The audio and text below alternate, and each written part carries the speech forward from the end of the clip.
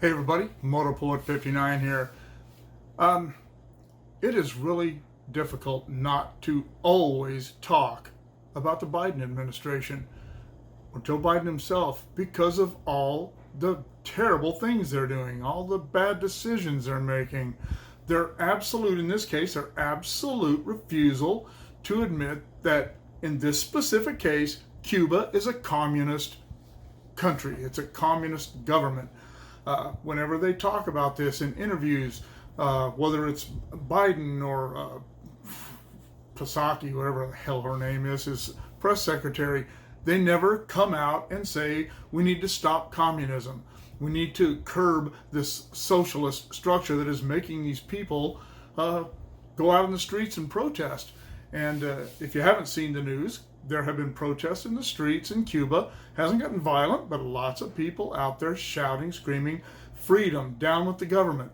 That government is communist. But Biden and his minions, and Biden's handlers, because he's simply a minion, he's not go on for days about that, but I won't. Communism is a problem. All right? It is an oppressive, tyrannical form of government. And there's no denying that. It has been that way everywhere. The Soviet Union did not survive because their people finally had had enough and they caused it to stop. Why that hasn't happened in China, I guess China is a little more hardcore than Russia. And one of the differences is that the Soviet Union never tried to become involved in capitalist economies. They never tried to become a hybrid, and that's what China has done. China is a hybrid form of government, not a hybrid form of government. Their economy is a hybrid now. It's capitalist where the government's concerned because they're the only ones making money off this, but it is still communist where the general population is concerned. They are still lorded over by a tyrannical government. They have virtually no civil rights, and they have no money. Everybody in China is poor, except for the people running things. That's the way it was in the Soviet Union, but they never adjusted their economy to compensate for the changes that were going on in the global economy at the time, and it caused them to collapse. China has adjusted and compensated, and now own a lot of the global economy, America's in particular. Nevertheless, it's a tyrannical regime. It's a tyrannical form of government.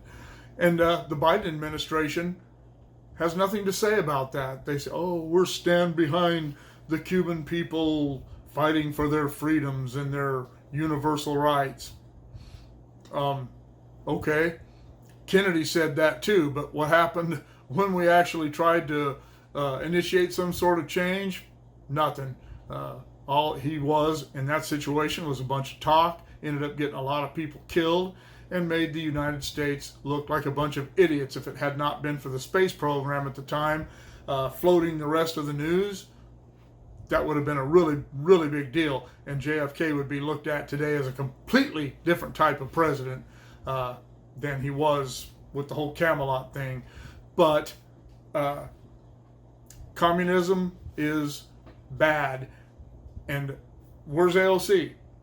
Where is that dipshit bartender? Where is she? I haven't heard anything from her about this. Bernie Sanders, the god of socialism, where's he? Where's he? Where does he stand on this? Does he support these people or does he denounce them? I'd be interested to know. But I'm just curious as to why no one wants to say communism. Barack Obama never wanted to say radical Islam. He never wanted to use the word terrorists, unless he was referring to white Americans. The Democrats never identify our enemies. Or at least they haven't since the 60s. The Democrats, especially modern Democrats, the enemy is the right. The enemy are the Republicans. The enemy are the conservatives. It's never terrorism. People who are actually out killing people and causing problems. It's never communism or socialism. It's never the people who are truly oppressing their societies.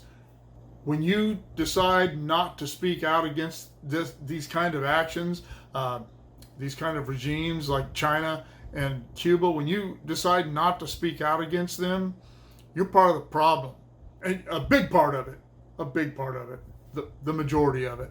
And this is America. If you don't like it, don't live here. Go live in China. You think communism and socialism is a great thing? Go live in a socialist or communist country.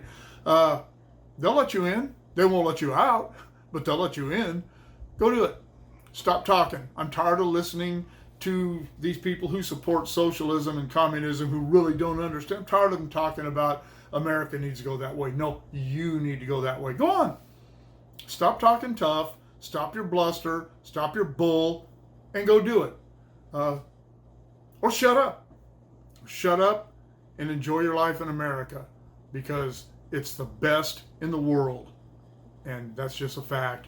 But anyway, what do you think? How do you feel about the Biden administration and the other minions in the Democrat Party refusing to identify communism and socialism for what they are, and for the problems that they are causing for other people in the world? What do you think about them refusing to do that when they have no problem identifying conservatives and Republicans in the United States of America as our enemies?